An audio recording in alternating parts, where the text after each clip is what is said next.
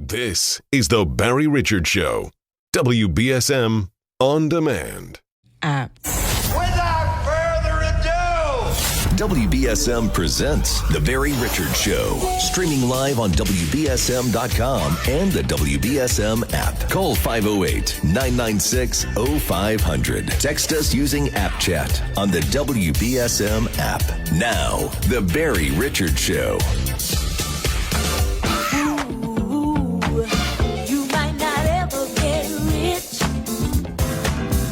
It's better than digging a ditch. There ain't no telling who you might be. A movie star, or maybe even a Indian chief. Working at the car wash. Working at the car wash, yeah. Come on and sing it with me, car wash. All right, welcome back to the program. It is 7 minutes after 2 o'clock on a Monday afternoon. My thoughts are with my friend, Father Jay Mello out in Fall River, undergoing something that is, I don't know, I just find it very odd when you can come out with statements, a church can come out with statements about somebody, as they have in this case, and really not tell you what the guy's done, or is alleged to have done. And, you know, I've known Father Mello for a while, and I think he's a man of a great deal of character, and so, you know, I think he deserves a little bit better than that. He's been suspended, and so we'll see what happens there. 508, it's one of those cases where you go to get your reputation back later on. But in any event, the Nevada Democrat Party has launched two separate legal maneuvers to disqualify independent presidential candidate Robert F. Kennedy Jr. and the Green Party ticket from ballot access in the November election. The Democrat Party has spent more time, money, and effort this year trying to keep people off of ballots than they are trying to get people to win elections. And you know, I mean, this is their strategy, just try to keep people from beating them on the ballot. So they're going after Kennedy, and they're going after the Green Party. Is it Jill Stein, right? Green Party candidate from Massachusetts. So both the Biden camp and former President Trump have criticized Kennedy. Democrats in particular still appear sore 8 years after figures show that voters for a Green Party presidential nominee Jill Stein in 3 swing states accounted for more than Hillary Clinton's losing margin. Earlier this week, the Nevada Secretary of State's office announced that the Green Party had collected enough signatures to make the ballot. That's not good enough for the Democrats. They want them off the ballot. So 508-996-0500 is the number. By the way, Snopes.com, the world's best known fact-checking website, which I have found a lot of factual information on over the years, has finally confirmed 7 years later that President Trump never referred to neo-Nazis as in Charlottesville in August of 2017 as very fine people. The false claim was central to Joe Biden's election in 2020. He used it to launch his campaign in April 2019, claiming he had been inspired to run against Trump because the latter called neo-Nazis very fine people. The reality was that Trump had actually condemned the neo-Nazis and white supremacists and had used the phrase very fine people to describe nonviolent protesters on both sides of the issue about statues being torn down. Remember that? There were statues being torn down. There were rallies that got violent. And then Trump said, look, there are issues. There are people that very fine people on both sides of this issue. He wasn't referring to neo-Nazis or white supremacists. And people know that, but Snopes finally took 7 years before they said, hey, wait a minute, maybe we were wrong about this. The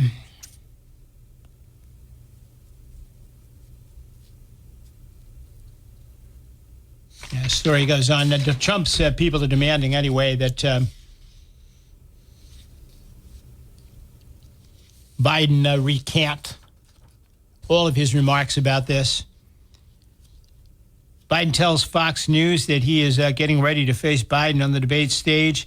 He says he knows who he will choose as his running mate, but says he has yet to reveal to anyone the name of the choice.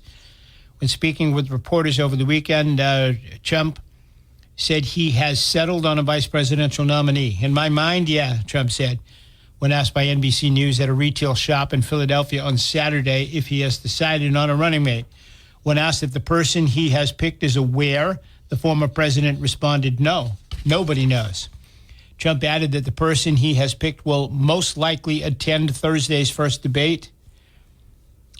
They'll be there, the former president added. I think we have a lot of people coming.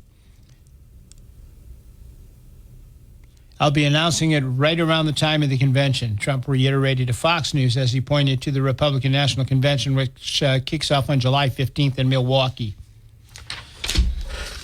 Anticipation, 508-996-0500. Thanks for hanging on. You next on WBSM. Hey, Barry, in regards to the debate, I saw Trump over the weekend in Pennsylvania. Yes. And he asked that question, should I be very aggressive toward Joe or just let him speak?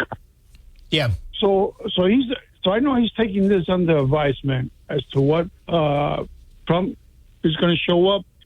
But, Barry, I hope that for the first time that he be presidential, stick to the economy, to the issues, without the name calling or anything like that, to be as much as he can being presidential, because this is going to be decided by independents. And everything that you read about independence that turns Trump off is his aggressiveness. So hopefully he comes in a calm, nice, polite, presidential. And I think it'll be the best because, like you said before, his first debate was terrible. Yeah. So I'm hoping for that, And then he said another thing that, Trump has a lot of class, and he really does, because he said that in regards to putting Clinton or charging her or indicting her, he said, I could have, but I won't. Who wants to put a first lady in jail? What country wants to do that? Right. I would never do anything like that. You know what I mean? And that shows so much class on his part. And if he speaks like that, I think he'll win the debate. I think you're right. I think he's going to go in calm and relaxed. And you know what? I think we've got a new Trump. I think this Trump is, he'd gone through hell and back. By the time that first debate was held in 2020, his head was still spinning. And he's been through a pretty rough 8 years. And I think he's gained a whole new confidence level. And I think he's comfortable within his skin now. And I think he's going to come back this time. And I think he's going to do exactly as you say. He's got to come in. He's got to be Mr. Nice Guy Trump. And that's who he is. That's being himself. No more angry Trump. He's got to go in and he's got to grab those people in the middle. Joe Biden is going to be aggressive and he's going to come out swinging.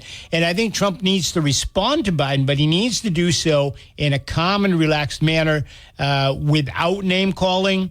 You don't want to, crooked Joe, you ought to go to jail, and blah, blah, and you're right.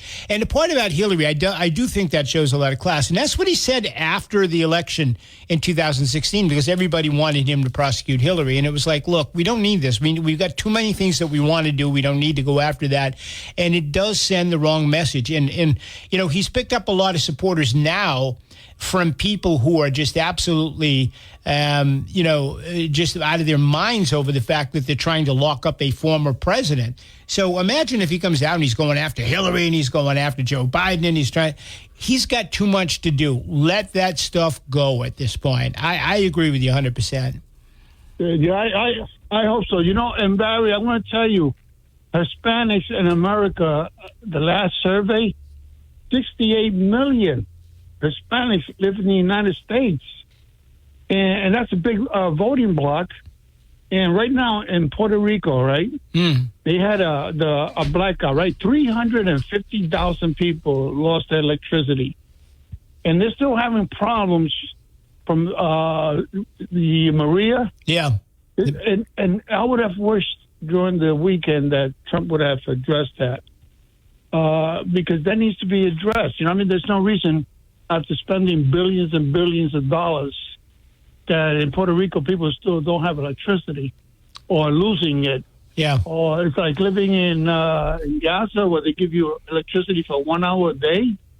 Well, isn't that one of the things that the Biden people went after Trump for? That because of Maria, Trump didn't do enough. He was throwing paper towels at the people, but he wasn't addressing the electricity grid and all of that. When the country was spending, I can remember you and I speaking about this, when the country is spending billions of dollars every year in aid to Puerto Rico, and the money is not being used for what it should be used for. And Biden was going to do better and so on and so forth. So 3 years after Biden, they're still having problems with that electrical grid in Puerto Rico. So Biden didn't live up to his promise to go in there and be a better president for Puerto Rico. And that's why I would have wished that Trump would have mentioned it over the weekend, because his plan for Puerto Rico was the best if it would have been utilized. But Biden destroyed that. But, you know, he has a lot of Hispanic votes coming toward him. Yeah. If he were to address them a little bit more specific, and that one about people being without electricity, I think every normal U.S. citizen would think, well, that's not right. I think he would win votes there, you know? Well, what's he saying, and what's he saying when he goes into the Hispanic community? I mean, because politicians will tailor their remarks to, you know, whatever group they're speaking to. When he goes in and he speaks to Hispanic groups, is he talking about Puerto Rico at all? No, he didn't even mention it. No, and that's what I'm saying. That this past week, if you look it up, you'll see 350,000 people without electricity. Yeah, and that could be addressed and fixed so easily by terminating the corruption that goes on over there. If he were to just address that, I think, you know, there's close to 4 million Puerto Ricans in the United States. Well, he's got to, you know, I mean, he's got to talk about, look, they've got a Democrat governor who last I heard was, I'm not sure if they've changed governor since then, but the last governor when Trump was in was corrupt as all hell, a Democrat, and Democrat mayor in San Juan. I mean, these things need to be pointed out. Just like in the United States where, you know, we have the worst crime and the worst, you know, problems in the country, it's usually in the blue states and the blue cities, and that's true of Puerto Rico. Billions of dollars. I wish somebody would come out and show us how many billions of dollars have been spent to Puerto Rico, have been sent there, and still the problems persist as though it's a third world country over there, and you got Democrats in charge. I think Trump can address it and try to let the people know that at least he's aware of it. Yeah. You know what I mean? That will go a long way. Well, here you go. I mean, here's an opportunity for you. Sit down at your computer tonight, send an email to the campaign and say, hey, look, I'm a guy that was born in Puerto Rico, raised in New York. I'm, you know, got a lot of folks still in Puerto Rico, and I'm deeply connected to these are the issues that people tell me they want to hear about, and you guys ought to do more to address them. Yeah. I wish it was that easy. Well, you know, they send it to the campaign. You can just sit down and write. I write emails to people all the time that way. I don't know whoever reads them, but it makes me feel better, and it feels like I'm doing my part. And maybe somebody reads it. Maybe somebody says, hey, you know, maybe we need to talk more about this. Yeah, I know what you mean. Yeah. Anyway, thank you, Barry. Thank you, my friend. Always a pleasure talking to you. 508-9960-500 is the number, and you are next on WBSM. Thanks for hanging out. Hey, Barry. Joseph from Lynn. I haven't talked to you in a while. How you been? I agree with you. Not too good, bad and good. I'll change the subject. I'll comment on Trump after. I'm being discriminated. I was telling our friend Bob, you know Bob in your area, the other visually impaired person, discriminated after going years to a restaurant. ADA, he wanted me to sit somewhere else. And I've got the ADA regs. You can't do that. You can't say, you sit here, everybody, sit somewhere else. And I have a friend who is slightly Asperger's disease. You know, that's close to autism. He gets excited, and people pick on him sometime. And he swung his cane. He didn't beat up a guy. He said some nasty things about Trump. I said, you got to calm down. He says, I know, I'm sorry. And to make a long story short, we bring our little radios and sit and talk. A lot of other people go in there and we don't do anything, so I have to go through the ACE, Mass Commission Against Discrimination, but it's strictly an ADA thing, because, you know, you can't do that.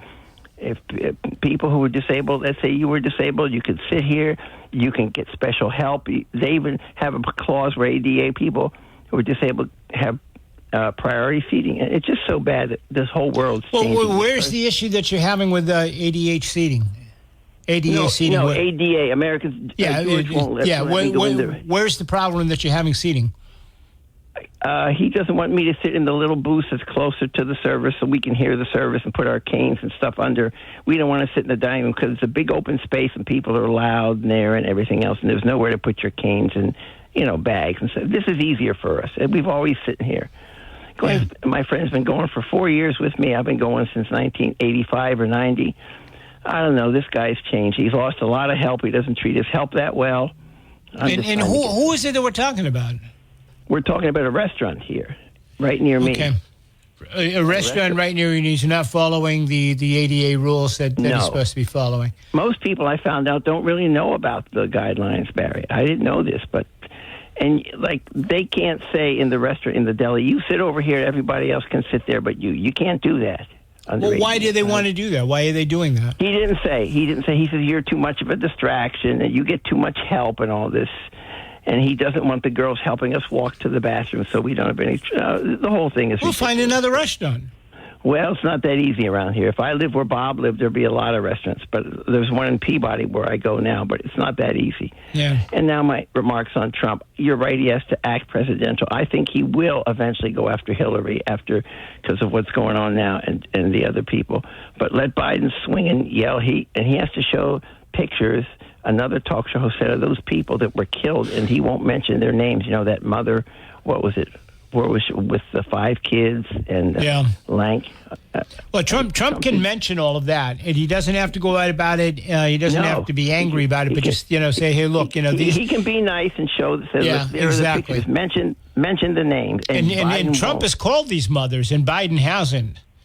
Yeah, he's called these people on the phone and spoken to their families, and Biden hasn't. But he should work those names into the, and he should even say at one point, Mr. Biden, I know it's tough for you to remember these things, but, at one point you even called Lakey and Riley Lincoln Riley. And, that's how disconnected you are to these people. But these people are very important to their families and so on and so forth. And I think you need to do a better job. And I think you can remind the public of that without being in attack mode. So let Biden be in the attack mode. Let Trump be the guy that is likable, but still very knowledgeable of what's going on. Thank you, my friend. I appreciate your call, and I hope your situation works out better for you. I'd simply find another place to eat. That's all. All right, I got to take the break. We'll come right back after this. New Bedford Light about a week ago. In fact, exactly a week ago, New Bedford High considers restricting cell phone use. It's not a new story. It actually goes back to April.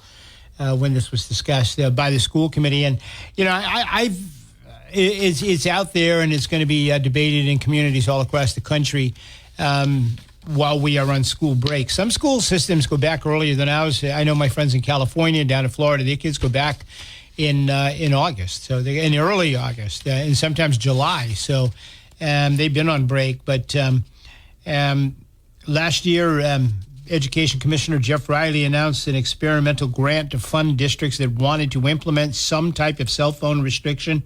Over $1.2 million went to 77 districts, averaging about $16,000 per district to limit cell phone use. Why are we going to spend $16,000 per district?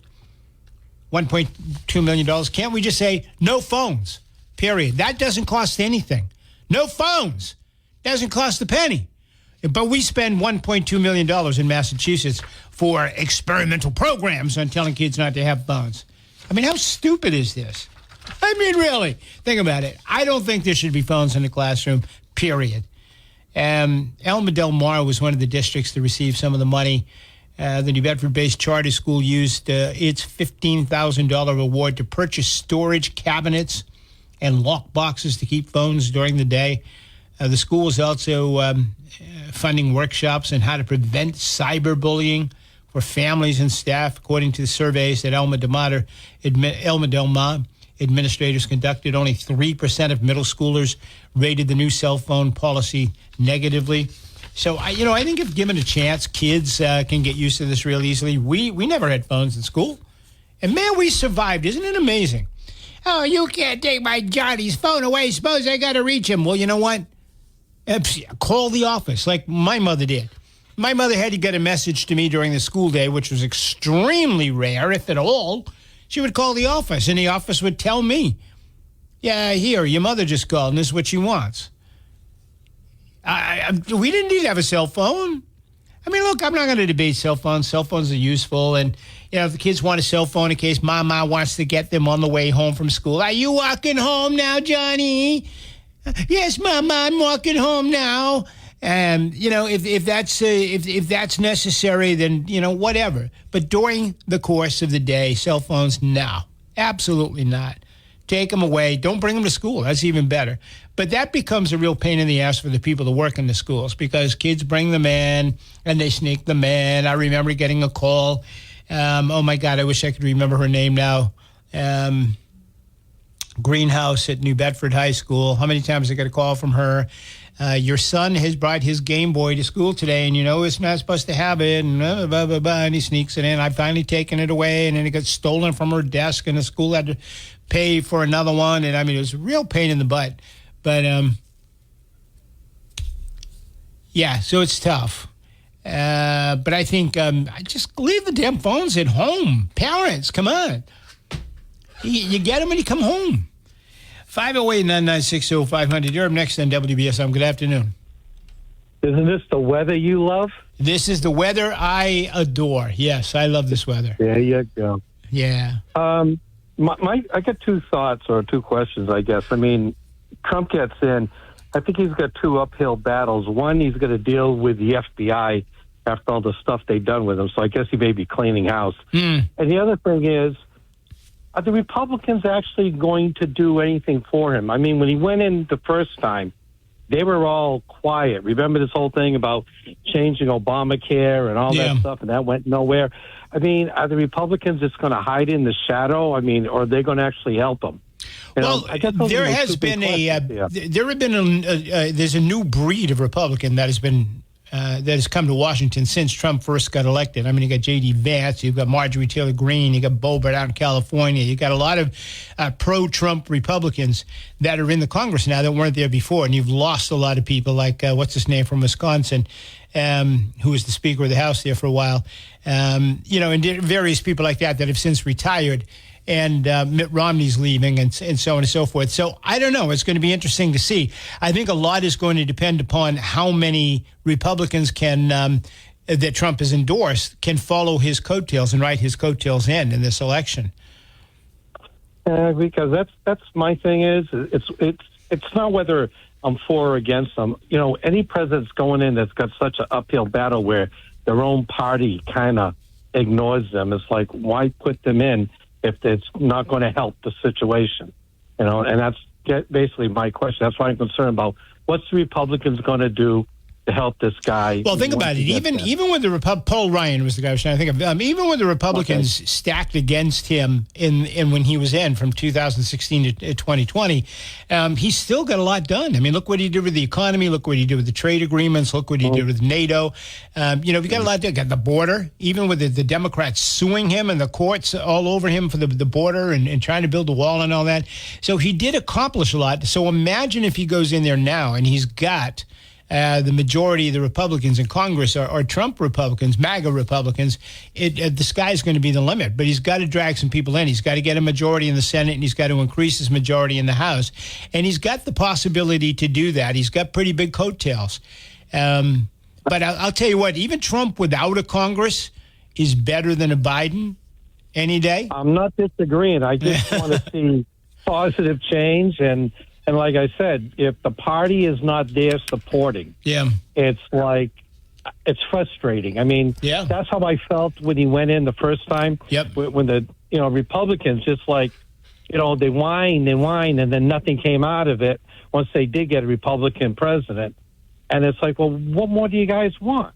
I mean, but that's the MO of the Republicans, both on the state level and at the national level. They go out there like, and then you mean we actually got to do something? I didn't know that we had to do something if we had to win. We just like going and they go along to get along with the Democrats, right? They like to go to the cocktail parties and they like to have the perks and the bennies and all that kind of stuff.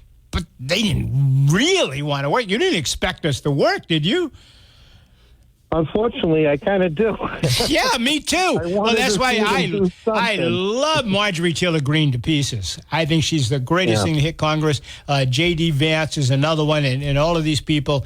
And I hope we can see, a huge increase of MAGA Republicans in the Congress like them. And then I think we can get a lot of things done. We just got to hope the people... Like I said, he's going to have a lot of house cleaning. I mean, starting with the FBI, how it was weaponized, that's going to have to be broken down because they have to be changed into back of what their job was supposed to do. Well, you've got not only the FBI. Yeah, the entire Department of Justice and just about every agency in Washington is packed thick with insiders that have been there for years and years and years and years and years. And it's all got to be cleaned out. I mean, there's so much patronage in Washington, you just got to clean it out and start all over again. I don't think Trump really understood the depths of the swamp when he said he was going to go in and clean the swamp. I think he was consumed by that swamp. And it started with members of his own party. I think he thought it was just like any business. You go in, you wipe people out, and you bring in new people. And I think he learned that, no, government doesn't work like business in that form. You know, it's a lot more in-depth or a lot more gooey, I guess. Well, when he ran for president against Hillary Clinton, his own party, bought all the media stuff. And they were like, oh, this guy's toxic. If we hook our wagon to this guy and he goes over the cliff, we're all going over the cliff with him. So we're going to keep our, at arm's length. That's why, if you remember Mitt Romney, right, that famous speech that Mitt Romney gave about Trump has no morals, blah, blah, blah, blah. And then he went back and kissed Trump's ass after that, looking for a job, remember? And Trump just kind of laughed at him and threw him out. Because none of the Republicans thought that he was going to win. They all believed the Russia collusion hoax, and they all believed all of these things that were coming out that we all know now were all lies and fake stuff. And a lot of the Republicans were drummed out of power as a result of that. But they were the ones that stood in his way. You're right from the outset of your phone call. You mentioned Obamacare. All of these Republicans, well, yeah, if we only get the presidency back, we're going to repeal and replace. Trump wins. They didn't think he was going to win. He wins, and he's like, okay, give me the bill. And they're like, what bill? The one that would repeals and replace. Give me the bill. Oh, well, we don't actually have a bill, and that was the demise of Paul Ryan and John McCain and all of those guys. No, I agree. But anyway, that was just the 2 points I had about it, whether or not the Republicans were going to get involved in the fact that Trump gets in, there's a lot of house cleans are going to have to do. And absolutely. Hopefully he's better educated on how government operates. Yeah, no question about it. Thank you, my friend. Appreciate it. Great chatting with you. 508-996-0500 is our number. You are next. Thanks for hanging on. Barry, I have to respectfully disagree with you. Go ahead. I don't really think that he really has a true backing of the Republican Party. I think what he has is people that ride the coattails because they're afraid of his constituents going against him. Oh, I definitely. No, I agree with that. But keep in mind, though, that he has a lot of supporters that have been elected. We've had two congressional elections. We're going to have a third one coming up. And he does have a lot of support. There's a lot of people like Paul Ryan that left, that went away. Mitt Romney's not seeking another term. And there are bunches of others that have left. So he does have some support. He needs to grow that support, though. He's got to win some congressional seats in this election coming up. But no, you're absolutely right. I don't think Mitch McConnell has any great love for Donald Trump, but he's endorsed them. Because and you know why? Yeah, because it's better than having Biden, right? No, I think it's that. No, well, you could say that, but I think they're the ones that kind of fake. Stand behind them and rah, rah, rah, and this and that. But, in the hearts of hearts, I think they only do it because, hey, if I don't, I'm going to burn my own bridge. Yeah. Yeah, absolutely. Just like, we'll give you a perfect example. The only person that really kind of stood up and stuck with it, and you see what happened to it, was Liz Cheney.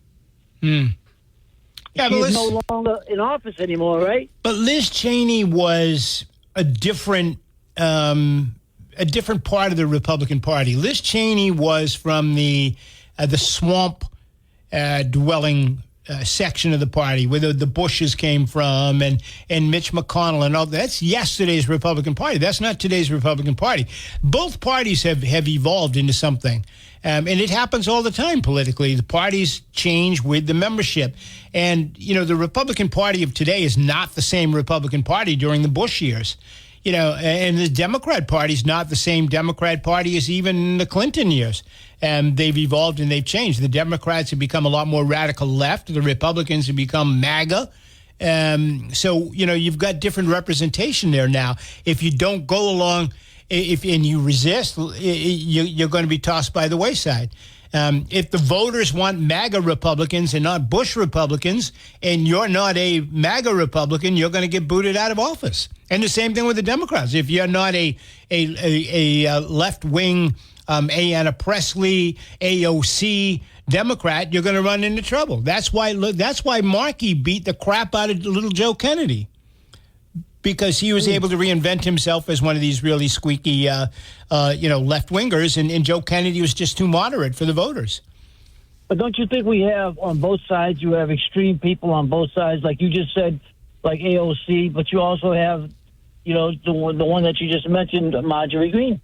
You got these radicals on one side, and you got radicals on the other side. And, but see, in my view, Marjorie Taylor Greene is not radical, in my view. Maybe in your view, she is. I mean, we all, you know, what's radical to me is not necessarily radical to you.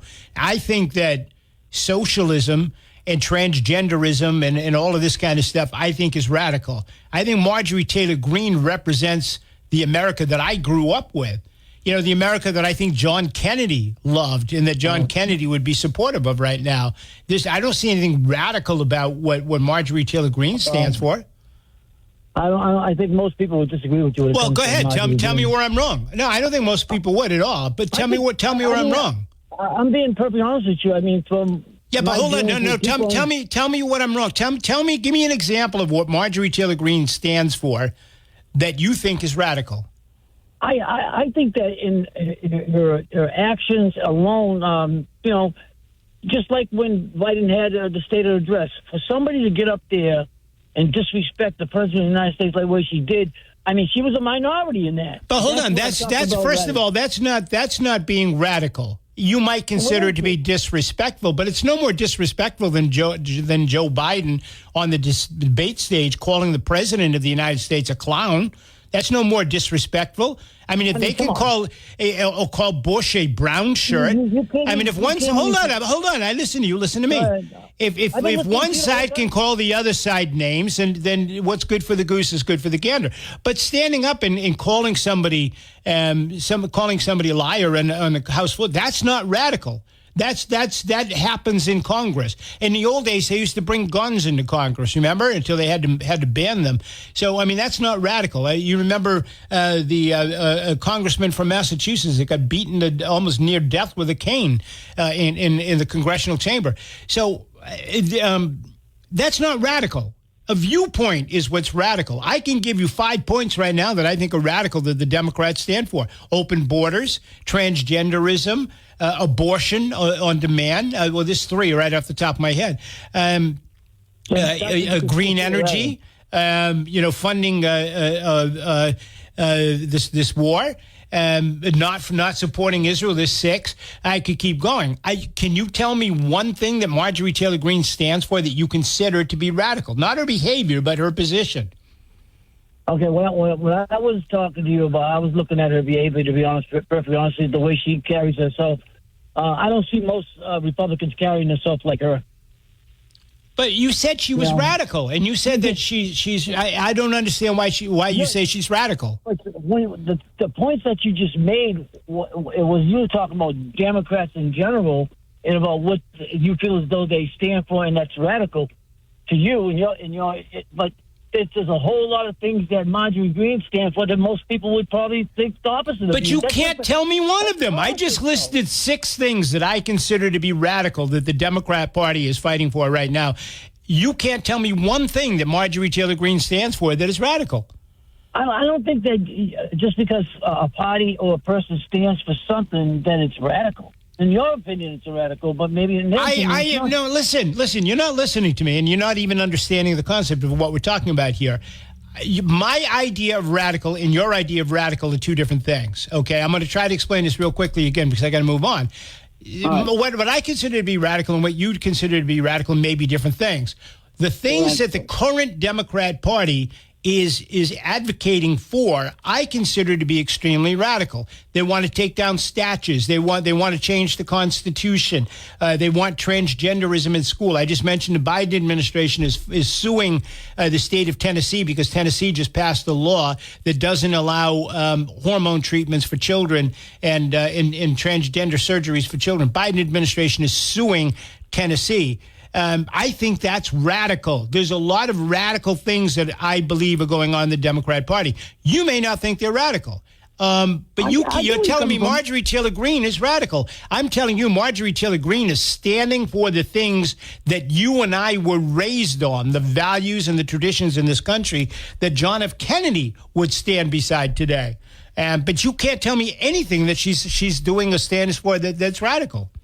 Like I said, you know, when I was trying to explain myself about Marjorie Taylor Greene, it was more about her actions, and you're more about. Well, you said she's radical. I mean, that was your words. You said she was radical. I did say that, and I was explaining myself to the reason why I said that. All right. Her behavior and the fact that she yells out from the House floor doesn't make her a radical. Maybe makes her rude, but it doesn't make her a radical. I totally understand. We looked at two things just differently. That's all. But that's all it was. All right. Nope. Yeah, no, I mean, I'm not sure you get it, but I appreciate your call. 508-996-0500. You're up next on WBSM. Good afternoon. Hey, Barry, is it hot enough for you? Not yet. No, it's still only in the low 80s right now. Yeah, you got to go home and put the air conditioner on before your wife gets there. Oh, man. It's the second she walked out the door this morning. Boom, doors were open, windows were open, air conditioner went off. It was on all weekend. Yeah. You must freeze at night when you go to sleep, then. I hate air conditioning. I just, I wait all year for the birds to hear the birds outside and everything else, and then boom, the doors get shut, the windows go down. It's like it's winter all over again, plus I'm freezing. So, yeah. Hey, Barry, keep a little perspective of Thursday's debate. Keep in mind, do not underestimate Joe Biden this week because of the reason why. He's going to be on medication. And it's a controlled debate, which means Jake Tapper and her name controls the mic. So they're able to talk for a minute and 30 seconds. So that actually works in Trump's favor because they're able to cut off this mic before they start rattling off. So when his turn is to speak, he's going to be able to make some key points, and that's what he has to stay on message. Because Joe Biden's going to come back with, January 6th. Okay. Well, yeah, no, you're absolutely right. And the difference is going to be Joe Biden is spending this entire week memorizing 90-second responses and, 90-second statements that he's going to make. Where Trump speaks from the cuff, he's not going to have anything written down. He's going to speak from the cuff, and he's going to, and he can do that. Biden can't do that. So Trump is going to have to anticipate the 90 seconds worth of commentary that Biden's going to have, and he's got to be able to respond to that, but he's got to do it in a quick and a civilized manner. And when it's his turn to speak, he's got to be able to get the information out there. No wandering out to left field somewhere. He's got to get it through in a concise manner and be prepared to answer the questions, because that Jake Tapper and whoever the female is, I can't recall her name, they're going to hit him with all these kind of weird questions, and then they'll hit Joe Biden with what flavor ice cream do you like the most, and what kind of puppies do you like, and stuff like that. So Trump's got to be ready for everything. He's essentially going to be debating three people on Thursday night. Paul, I got to hold you right there. I'm real tight for a break, and I got to get it in, and I'll give you more time the next time I talk to you. I got to go, and we're going to take a break, coming right back. Novelty songs, I think they called them, right back in the 70s. Yeah, there was a lot of those in the 70s and the 60s, and that was one of them. That was Ray Stevens' The Streak. There was Disco Duck and all those other ones. Yeah, they were just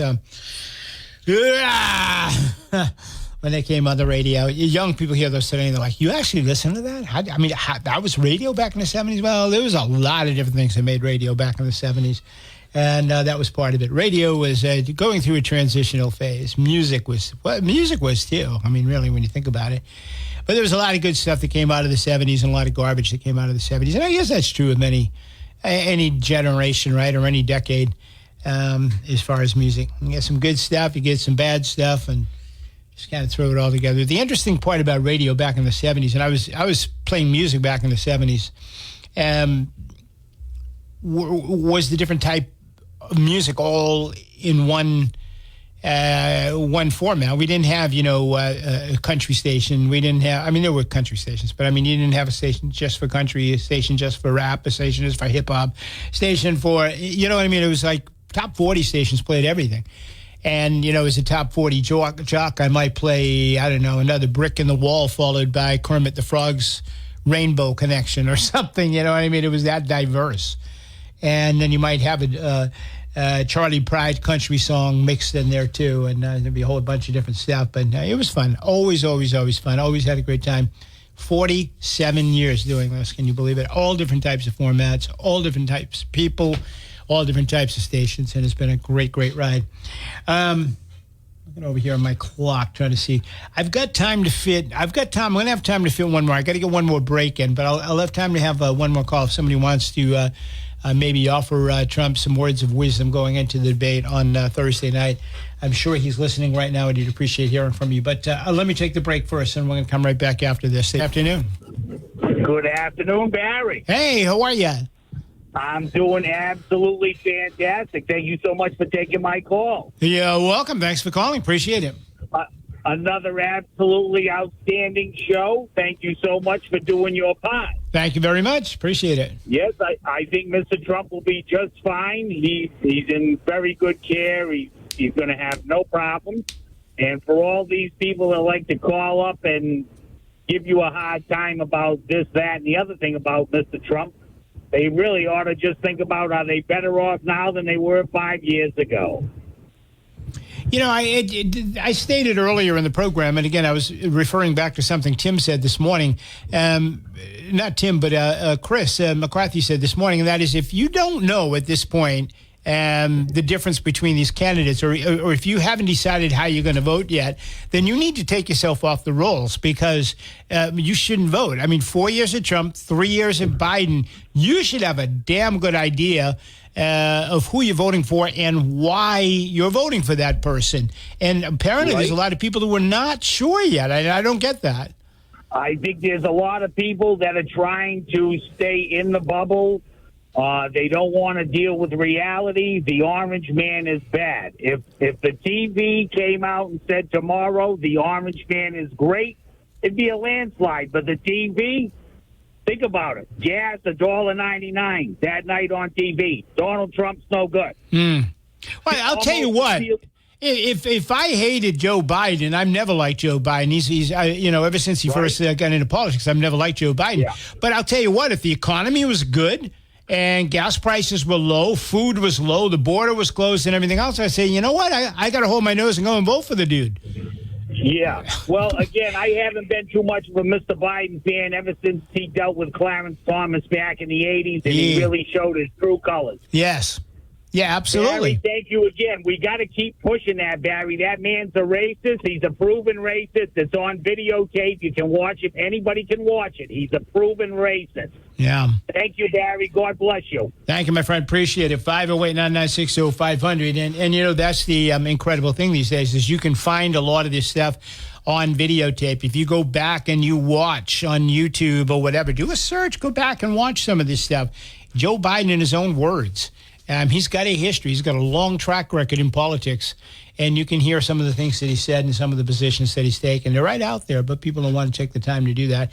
All right, I've got to get out of here. It is time for Howie Carr. We've got ABC News coming up next, followed by WBSM News, and that's followed, of course, by the ABC 6 Weather Center forecast. Howie Carr will bring you the latest from the Karen Reed